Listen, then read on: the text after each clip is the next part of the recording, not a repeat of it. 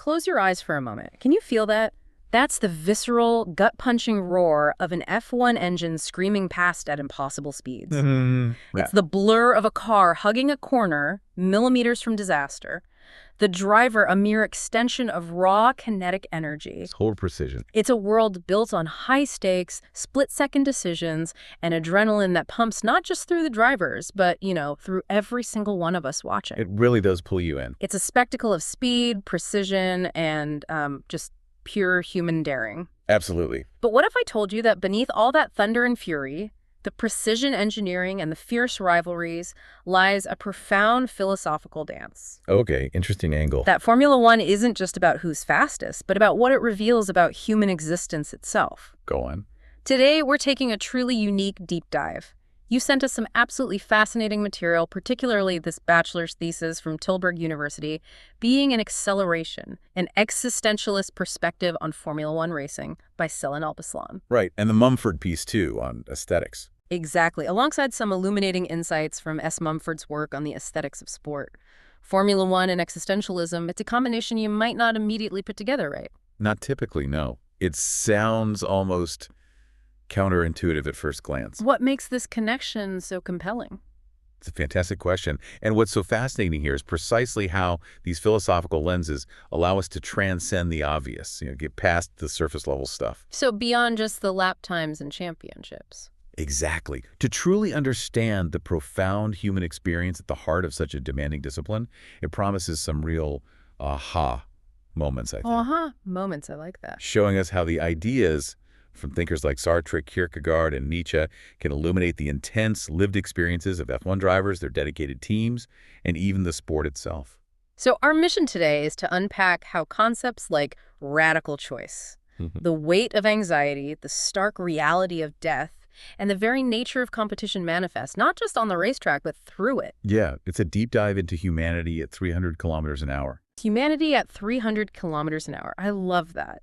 So to really grasp this, and before we immerse ourselves fully in the roaring world of F1, we first need to lay down a foundational understanding. Good idea. Ground rules. Yeah. What do we mean by an existentialist lens on sport? This approach isn't like your typical rational, detached philosophical analysis. No, not at all. Instead, the sources describe it as a highly subjectivist and deeply personal method. Yeah. It's all about elucidating the phenomena that occur in sportive endeavors. Right. By emphasizing the individual's unique role in creating meaning through their actions. Think of it less as a detached observation and more as an immersion into the lived experience. Exactly. When we talk about existentialism in sport, our core foci are always the individual athlete, their immense capacity for creation, their inherent freedom, and their powerful agency. Freedom and agency, key terms there. Definitely.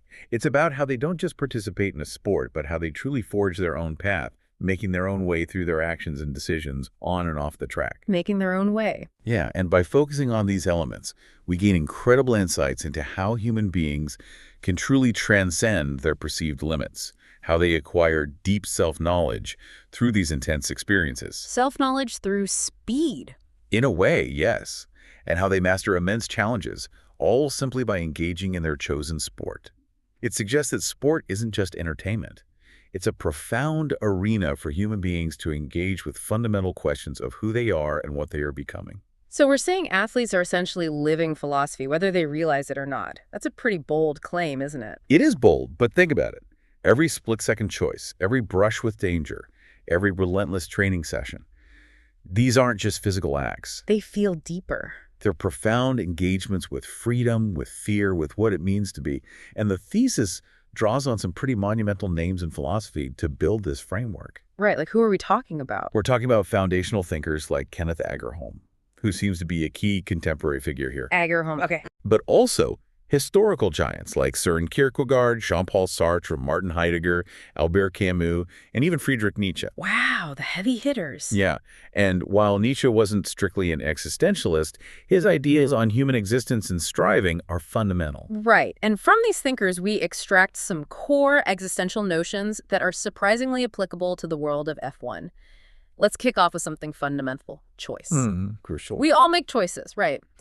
But in existential terms, especially for an F1 driver, this isn't just the ability to pick between two options on a menu. No, it's much more active than that. It's a continuous dynamic act of deciding and acting through which an individual quite literally creates their existence. They build themselves through choices. Exactly. The aha moment here is realizing that every decision, from childhood karting to a split-second overtake, isn't just about winning. Though that's part of it, of course. Of course, but it's about who they become.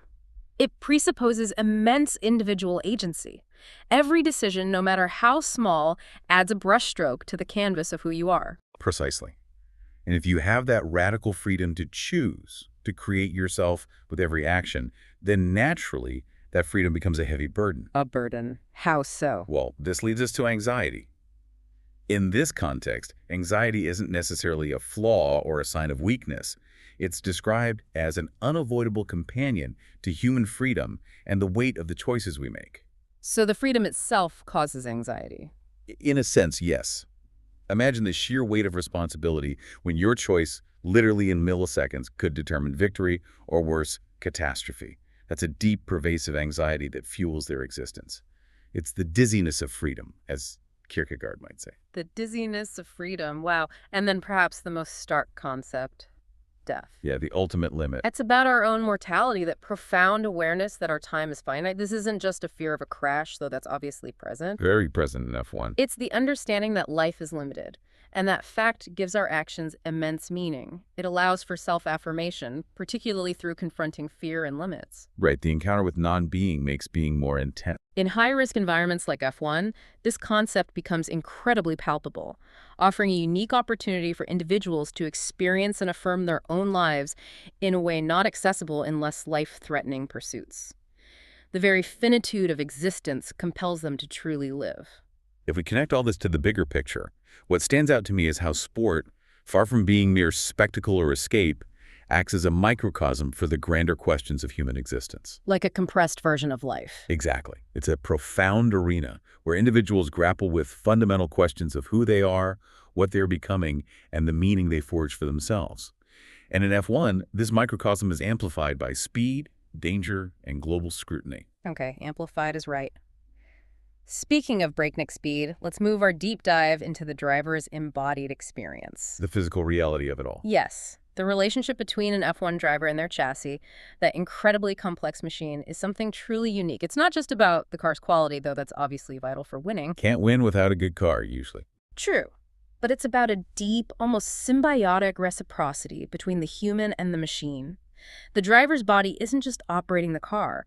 It exerts authority over it, profoundly influencing their experience and the meaning they derive from their practice. The true merging, yeah. And this merging isn't some abstract idea. It's rooted in the intense physical demands of the sport. Oh, absolutely. The training is brutal. Outside the cockpit, F1 drivers must undergo extreme training, particularly for their neck muscles, to withstand G-forces that can reach up to 4G during a race. Imagine your head weighing 4 times its normal amount while cornering. Unbelievable. Without such rigorous training, the impact could quite literally be lethal. Their overall fitness is paramount because their body is their primary instrument in this high-performance dance. Then it goes beyond just the driver's body adapting to the car. The car is actually built around the driver's body. Custom-fitted, essentially. Precisely. The chassis is meticulously designed and tailored to ensure maximum safety and comfort, which directly influences the driver's ability to perform at their absolute peak and, in turn, impacts their lived experience by connecting directly to their individual physique. It's a true man-machine interface, where the machine is an extension of the person rather than just a tool. This is where Merleau-Ponty's philosophical concepts become incredibly illuminating in the context of the F1 cockpit. Merleau-Ponty. Okay, bring it on. Imagine a driver making an impossible save, then later saying, "I don't even know how I did it." That's his concept of perceptual faith in action. Perceptual faith, like trusting your senses blindly. More like trusting your embodied knowledge. It's that deep, almost subconscious trust in your body and the car, where your actions just happen, even if your conscious mind hasn't fully processed them. Ah, okay. Instinctive action. Exactly. The source gives a fantastic F1 example. Drivers performing high-speed maneuvers, like Nigel Mansell passing Nelson Piquet at around 300 kilometers in 1987. He trusted the car to respond as intended, an intuitive, faith-based interaction, where his physical actions supported his bodily perception without conscious thought. So it's like their body and the car are doing the thinking almost ahead of their conscious mind. Is that intuition something they're born with, or is it rigorously trained? Well, it's absolutely trained and refined, hours upon hours. But at a certain point, it becomes so ingrained that it feels like second nature, a perceptual faith. Okay. And this leads us to motor meaning. Yes, which separates the idea from the action. Think of it like this. Pointing is planning the perfect lap in your head or on a simulator. All theoretical, all possibility. The mental map. Right. But grasping is actually doing it out there on the track, feeling every bump, every G-force. The real deal. So when F1 drivers spend hours on simulators in the winter, they're not just playing a game, they're pointing, mentally refining those precise movements, even without the physical G-forces. They're abstracting and theorizing about actual movements, maintaining mechanical finesse. Fascinating. So simulators are not just for practice, but for a kind of philosophical mental rehearsal. And then Merleau-Ponty talks about being in a game. How does that play out when the car itself feels like an extension of the driver? Being in a game is about being mechanically utilizing one's body while simultaneously being consciously engaged. For an F1 driver, the car becomes an extension of their being in a game, where their physical expression through movement forms embodied meaning. So the car is part of their game-playing body. In a philosophical sense, yes. And this is continuously supported by real-time radio communication with race engineers. Box, box, box. Exactly. They provide crucial circumstantial knowledge beyond the driver's visual field, things like lap times, opponent positions, tire degradation. This external information isn't just data. It directly influences their moves and their overall engagement with the race, Telling them where to push, where to hold back. allowing them to adapt and influence the field as a single unified entity with their machine. And this brings us to the distinction between actual and virtual modality. The actual body is the physical presence and action in the race. The here and now on track. The direct impact on the track. The virtual body is an abstraction used for theorizing possibilities. Can you give us an example of how this plays out in a race scenario? Certainly. The example of Valtteri Bottas's mistake in 2020 Russian Grand Prix qualifying is key here. He qualified third, despite having one of the best cars, due to a perceived error. Right, I remember that. Costly. Potentially. His virtual body, his strategic thinking and planning, before or during that moment, could have influenced that outcome differently. This what-if scenario, where his abstract planning didn't quite match his physical execution. The mind game didn't quite land. Something like that. It potentially even affected the actual race situation for Lewis Hamilton and Max Verstappen the next day. It highlights how that bird's-eye view thinking, the virtual body, impacts physical reality, even when the G-forces aren't present. Yes, so that virtual body thinking, the strategic planning, often relies on what's called intentional distance. How does that work, especially with all the technology in F1? Intentional distance is about strategizing from a certain remove, using that virtual body. In F1, it's technologically organized through constant radio communication between the driver, race engineer, and the entire strategy departments back at base. The whole team is involved in this virtual thinking. Absolutely. These departments collect, strategize, and pass on comprehensive information about the entire field to the driver. The driver then needs to process this information and act on it. But sometimes they shut it out, right? Exactly. What's fascinating is that sometimes drivers will explicitly ask their engineers to not provide information on other drivers, choosing to focus purely on their own performance and their immediate actions on the track. Leave me alone. I know what I'm doing. Pretty much. They are asserting their intentional distance by choosing what information informs their virtual body, prioritizing their raw connection to the car, and track over the constant data stream. So it sounds like we're not just talking about a driver driving a car, but almost being the car, philosophically speaking. That's a powerful idea, extending your consciousness through this machine. It really is. But for someone watching, how do we distinguish that spiritual connection from just incredible physical talent and a perfectly engineered car? Where's the line? That's exactly the tension we're exploring. It's a profound interplay that goes far beyond just turning a steering wheel. While physical skill and engineering are paramount, the existential lens asks us to consider how the driver's entire being is mediated by this relationship with the machine. So it's not just about the car's limits. No, it's about the driver pushing their own existential limits through the car. That's a huge question, and it really connects to our next big idea: freedom. choice, and the inherent burden of existence in Formula One. Back to choice and burden. Yeah, we just touched on how an individual's choices create their existence in existential philosophy. For F1 drivers, this is amplified. Every decision they make from the moment they step into a kart as a child, choosing this incredibly demanding path. A path few can even attempt. To every professional career move, it's a continuous act of creating their self. It's an ongoing conscious construction of their identity. There's no escaping the weight of those choices. And within that, the concept of bad faith comes into play. Bad faith. Remind us what that means. This is a way of avoiding freedom by pretending one must do something, or by strictly adhering to a predefined role, often termed pure necessity. Basically, denying your own freedom to choose. Okay, like as saying, I had no choice. Exactly. Interestingly, unlike figures in other sports, the source references Andre Agassi, who reportedly hated tennis, but continued, due to pressure if can. F1 drivers are almost universally intrinsically motivated. They seem to genuinely love it, despite the risks. Right.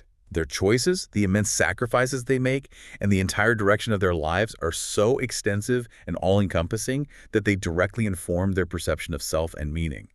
They genuinely choose this existence, which makes their confrontation with bad faith even more poignant when it does occur. But even when they're intrinsically motivated, the team dimension adds a unique layer of complexity here, doesn't it? Oh, hugely. F1 is a dual-natured sport. You have the individual drivers' championship, but also the constructors' championship, which is all about the team. Always that tension, driver versus team. This creates social roles and duties within a team that can sometimes conflict with personal aspirations. Absolutely.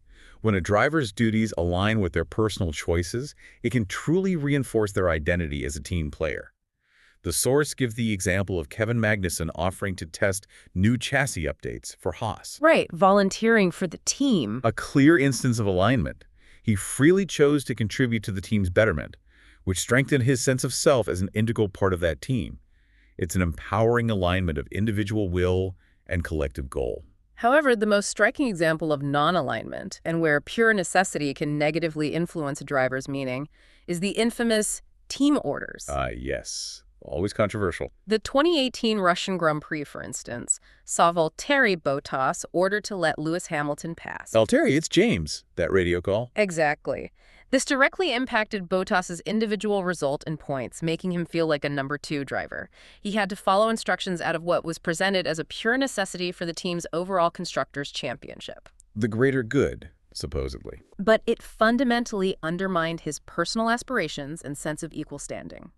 He chose, under duress, to sacrifice his own race for the team, creating a significant internal conflict, a clear case of bad faith imposed from outside. What's fascinating here is how these team dynamics, unique to F1's structure, force drivers to confront their choices in a very public, high-stakes way, directly impacting their sense of self and purpose. It's drama played out for millions. It's a constant negotiation between individual freedom and collective obligation, where the pure necessity of the team's objective clashes with the driver's pure choice to be a world champion. So it's not just a physical race, but this constant internal existential one. The glory, the speed, all of it underpinned by this deep philosophical tension between freedom and obligation. What else does that tension reveal beyond the individual driver? Exactly. And that tension actually reverberates through the entire team, making every race not just a competition of skill, but a dynamic interplay of individual will versus collective will.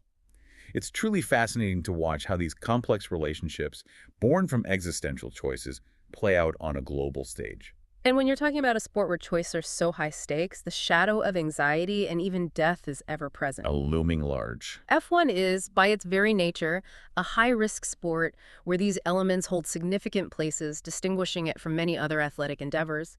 How does a sport that's constantly pushing for safety still manage to be a profound arena for confronting mortality? It's a powerful paradox. Anxiety, in an existential sense, is commonly observed in F1 drivers because they continuously face critical choices regarding their practice, their performance, and their career paths. Like choosing which team to drive for. Exactly. Consider Daniel Ricciardo. His ultimate goal is to become world champion, and his decisions on which team to join, moving from Red Bull to Renault, then to McLaren, are accompanied by significant anxiety. Huge career gambles. Absolutely. Yet these anxious choices are essential to his pursuit of becoming world champion and shaping his existence as a professional F1 driver. The anxiety isn't a weakness, it's a constant companion that highlights the immense freedom and weight of his decisions, forcing him to be fully present and accountable. And then there's the undeniable role of death, or rather, encountering nothingness. The void. F1 offers a somewhat safer, yet still profoundly dangerous way to repeatedly encounter and escape death. This repeated proximity to mortality leads to a deep self-affirmation, a heightened sense of being alive. Living on the edge sharpens the senses. The sources highlight Romain Grosjean's horrific Bahrain 2020 crash. His car exploded and broke in half, yet he emerged relatively uninjured. Miraculously, really. The halo saved him. His recounting of the event, thinking of his children and calling himself the man that walked out of fire, is a powerful, visceral example of life affirmation through a direct encounter with death. A profound moment. Facing mortality head-on. He faced the illness and emerged, profoundly changed and affirming life more fiercely than ever. Absolutely. Nigel Mansell, a former world champion, famously described F1 as so physical, so draining, yet so fabulously exciting, exhausting and life-affirming, astonishing and frightening, all at the same time. That captures it perfectly. This perfectly illustrates Arno Muller's concept of Sinnauswagness, or being as a risk. F1 creates these border situations that offer unique meaning, a profound awareness of existence, which simply isn't possible in less life-threatening disciplines. Being as risk. The sheer intensity of these moments defines who they are. It's a profound paradox, isn't it? The more dangerous the sport, the more intensely some individuals feel alive. But as you mentioned, F1 is actively working to make that intense experience safer. A constant effort. Because while the existential payoff is undeniable, the inherent dangers are also significant. Motor racing is among the disciplines with the highest death probabilities due to speed and accidents. It is a fascinating dynamic. However, the survival rates in Formula One have actually increased significantly over time, now lying above 98% per 100 races, which has approximately doubled since the sport's inception. That's a huge improvement. F1 has spent fortunes on safety precautions. This includes meticulously selecting tracks that are deemed relatively safe, often excluding notoriously dangerous ones like the old Indianapolis Oval or the Nürburgring Nordschleife. Tracks that were legendary but just too deadly. Exactly. They were once staples but deemed too risky for modern F1. They also have compulsory medical infrastructure at every track, dedicated medical helicopters on standby, fully equipped medical centers, and inspectors to ensure everything is up to the highest standards. Plus, they've introduced speed limits in pit lanes to protect both drivers and mechanics. Right, that was a big change. But the truly crucial advancements have been technological, like the Halo device. That flip-flop thing on top. Yes, that robust wishbone-shaped construction on top of the cockpit, designed to protect the driver's head during collisions and during the heaviest impacts. It's been credited with saving lives in multiple horrific crashes. Like Grosjean's. Absolutely. This raises an important question, though. Does increasing safety reduce the existential payoff of confronting nothingness? Does it dilute the experience? Or does it simply make that affirmation accessible to more individuals, allowing the will to power to express itself more frequently, rather than being snuffed out prematurely? It's a complex balance between the thrill of the risk and the value of a life. A life pursuing excellence. Between the raw, defining encounter with nothingness and the desire to extend that pursuit of excellence over a career. That's a deep thought. It seems like the sport is evolving to preserve the being as risk without demanding the ultimate sacrifice quite as often. Now, let's shift gears and talk about conflict, resistance, and the will to power. The drive to overcome. The inherent drive to overcome that is so central to F1. Existential analysis assumes human beings are antagonistic individuals in intersubjective relationships. We define ourselves against others, in part. Jean-Paul Sartre used the powerful example of an alpine skier. By appropriating the slope, the skier isn't just going down a hill, they're creating paths and possibilities for themselves, encountering and mastering the environment. Making the world their own through action. It's about engagement with the world as a source of resistance to be overcome. And this translates perfectly to F1. Qualifying sessions, where drivers push their cars to the absolute limit to achieve the fastest lap time, are like Sartre skiers sliding on snow. Finding the limit, the perfect line. The drivers are leaving a minimal trace, but they are intensely appropriating the track to find optimal lines and push limits. The track itself isn't just tarmac. It's a source of resistance, a challenge to be conquered. Especially the iconic tracks. Precisely. Prestigious tracks like Monaco or Monza offer unique challenges and resistance due to their demanding layouts, making overcoming them incredibly meaningful. Ferrari's team principal, Mattia Binotto, famously said about Monza, "You may lose a season, but if you win in Monza, at least you have saved your season." Wow, that says it all about Monza for Ferrari. It perfectly embodies that sense of profound accomplishment from mastering a specific, incredibly difficult challenge. So sport, and F1 in particular, exists in this fascinating intermediary position between necessary labor, those challenges life throws at you that you must do, The grind. and play, which is driven by intrinsic passion. The labor aspect in F1 is clear. The meticulous physical training drivers undergo for their occupation, the endless media appointments, the complex team meetings and strategy sessions. Doing the off-track stuff. It's all part of the professional athlete's demanding routine, a job that requires immense discipline and sacrifice. But then there's the play element, which is the actual act of racing. This is where intrinsic passion truly takes over, exceeding just the desire to win. The pure joy of driving fast. Toto Wolff, Mercedes team principal, perfectly captures this, describing it as just a wild desire to drive these cars. It's that pure, unadulterated passion that fuels the pursuit beyond mere professional obligation. They love it. They love to drive, to push the limits, to be in that intense moment. It's not just a job, it's a calling that ignites their very being. And this ties directly into Nietzsche's profound influence, particularly the idea of becoming through overcoming and the will to power. Nietzsche looms large here. F1 figures, both drivers and teams, consistently prioritize creating a winning team and continuous becoming, rather than passively waiting for success.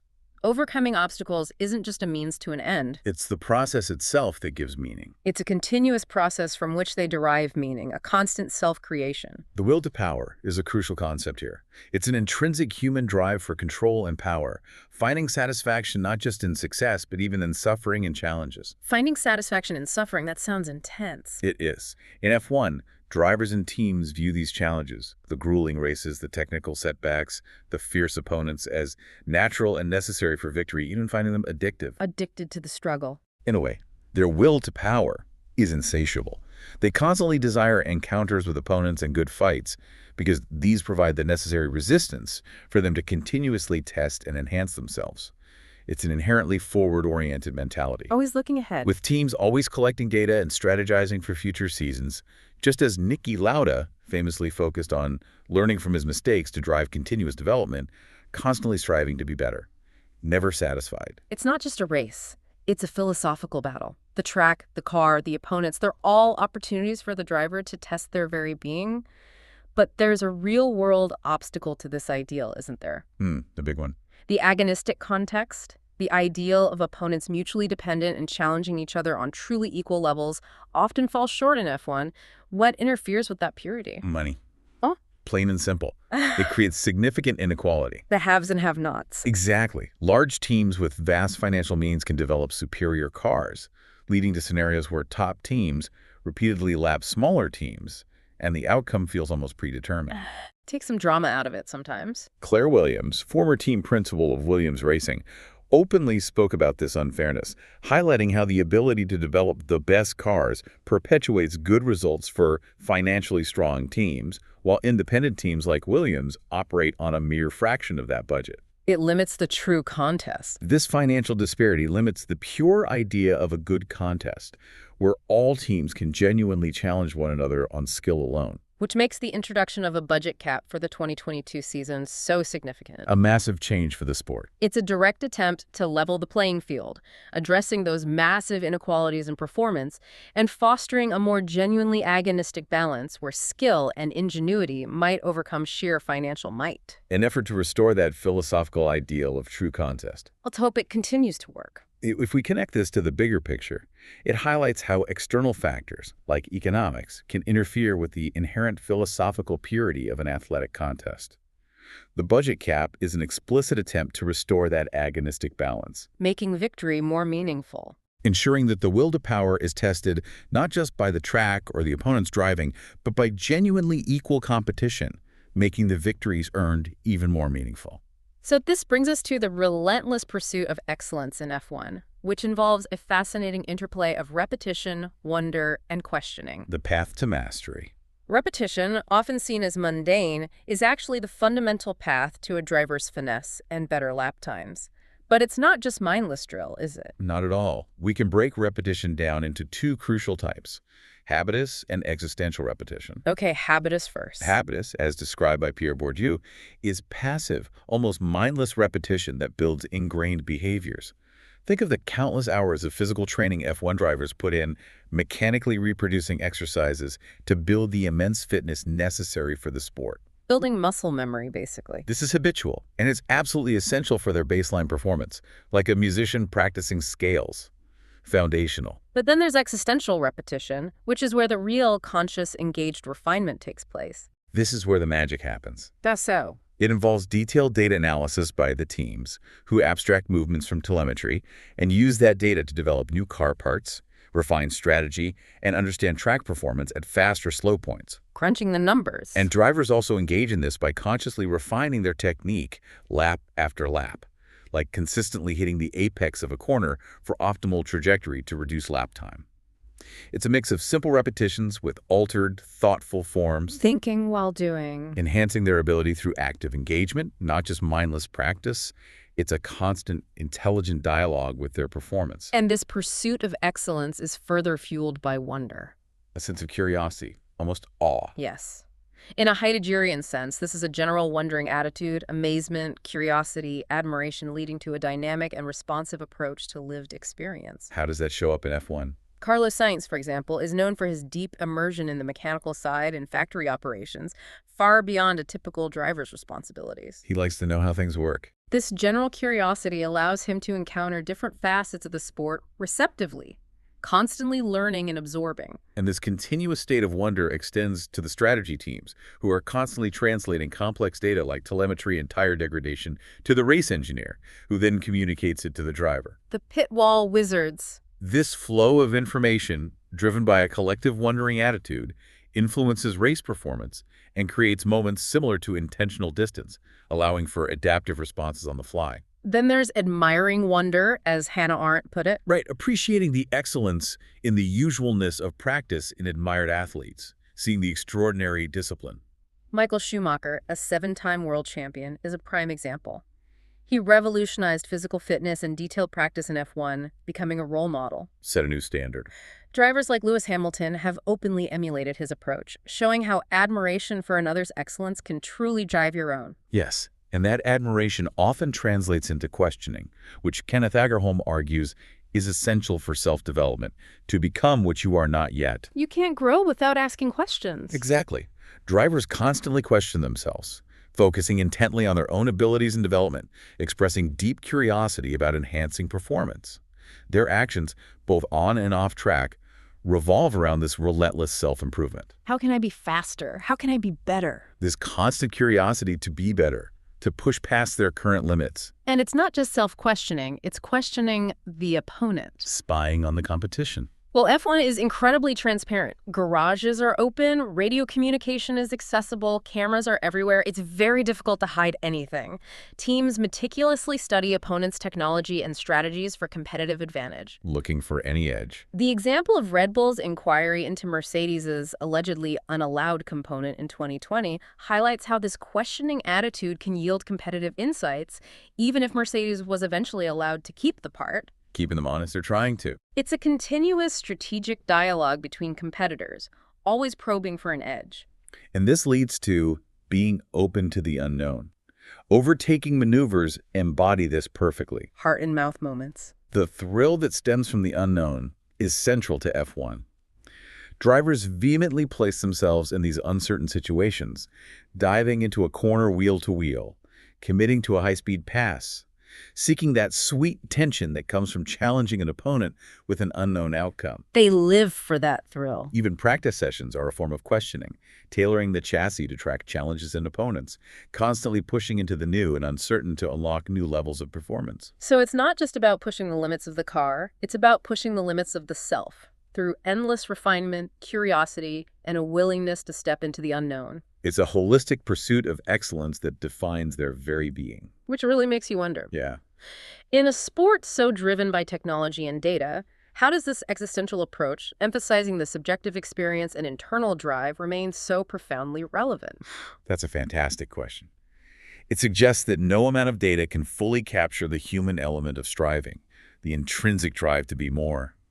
The data informs, but the human chooses and acts. And this human element finds its ultimate expression in the drama of Formula One. The theater of it all. Expression is central to F1, adding to its speed, its strategic depth, and its exclusivity. It profoundly informs the driver's self-conception, whether in relation to opponents or their own team and the discipline as a whole. How they project themselves matters. It's not just what they do, but how they project themselves. Indeed. Drivers and teams often use forms of presentation and pretense to influence and destabilize rivals. Mind games. Exactly. This is particularly potent in teammate rivalries, where two drivers are competing against each other for the same car, as seen with Max Verstappen and Daniel Ricciardo at Red Bull in 2018. The first person you have to beat is your teammate. They have to outperform their direct competitor who has the exact same equipment, making every move, every statement, a subtle psychological maneuver. And while technical transparency makes explicit pretense difficult on the car side, it certainly occurs through what drivers and team principals tell the press. The public face. This source points to Ferrari's Mattia Binotto in 2020, publicly pretending internal tensions with Sebastian Vettel were fabricated. Trying to manage the narrative. He aimed to influence opponents and the media, projecting an image of unity despite internal conflicts. It's a calculated performance for strategic gain. And then there are the more direct mind games, or seducing, as Nico Rosberg described Michael Schumacher's psychological warfare. Seducing? How did Schumacher do that? Schumacher would appear incredibly calm before qualifying, subtly instilling doubt and stress in his competitors simply by his demeanor. Rosberg called it spiritual warfare, through cunning and strategizing. Wow. Just projecting calm to freak others out. It's a testament to the profound psychological depth of the sport, where confidence can be as powerful as horsepower. Beyond competitive expression, there's also representation and imitation, which connects individuals within the discipline and can even challenge its norms. Building community and roles. This includes showing interest and camaraderie, like football players expressing faith in their team, or the UEFA anti-racism campaign demonstrating solidarity. F1 drivers, despite their individual rivalries, also build these connections, forming a community. There's also enacting functions, which refers to fulfilling social roles and duties within a team. This could be positive, aligning with team strategy, or negative, undermining individual aspirations. Like the Bottas example again. Exactly. Valtteri Bottas's acceptance of the 2018 team order to let Lewis Hamilton pass, for example, showcased his compliance with duty but sacrificed his individual result, leading to him feeling like a number 2 driver. That's tough. His later reflection on those tough races clearly reveals the tension between his enacted function and his individual aspirations. And perhaps most powerfully, they're standing up expressing personal convictions when they conflict with the instituted meaning of the sport, potentially changing the narrative. Using their platform. Nia Dennis, the UCLA gymnast, comes to mind with her Black Excellence floor routine using African-American music and moves in a conservative sport.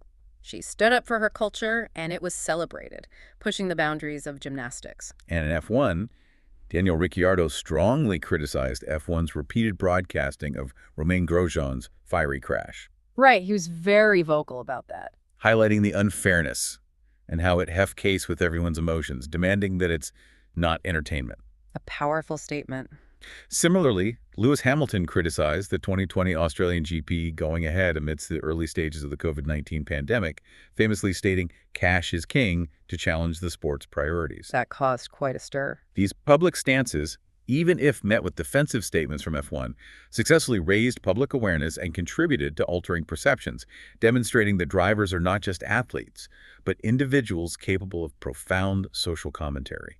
More than just drivers. Using their platform to challenge the very foundations of the sport. From subtle mind games to powerful social statements, these athletes are not just racing. They're expressing themselves and, in doing so, shaping the very soul of the sport. Pushing boundaries. Pushing its boundaries beyond the track and into the broader cultural conversation. What's fascinating here is how expression in F1 serves both competitive and moral purposes, demonstrating the multi-layered meaning athletes derive from their intensely public lives and their powerful platforms. It's a stage not just for speed, but for identity.